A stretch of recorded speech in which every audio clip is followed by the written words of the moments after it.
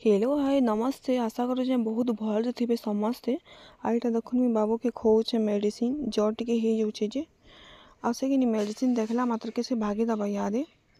ताकि मेडिसिन खवाटा ही मत कड़ा कड़ा कड़ा मोर मुड़ किंदरी आसी मेडिसिन बाहर कला बेलकी से कहबा लेकिन मोर मुड़ किंदर आसी के खुआमी बोलिकिना बहुत कष्ट खासी से मेडिसिन आग तो छोटे थिला बेले मेडिसिन खाई दूसरा बाकी इहादे टे बड़ है चालाक हो गलान से लगी मेडिसिन देखले भागी देसी क्या करब कह आ जबरदस्ती खुईदेमी कि मेडिसिन बेले बाती कर दबा मोर मेडिसिन खुआबार क्या लाभ कह जदि बाती कर दबा से लगी भूर्ता भूर्ती लगी थी मेडिसिन खुआबार लगी आ मेडिसिन खुई सारी ये रंधाघर पलि आसली रांधबार लगी शाग भजा भाजी में ये दाल हो गलान आम रांधि रुंधा साली कि आम चटनी टी बाटबार लगी आम काटी देछे यहाँ कचा मिर्चा देदेमी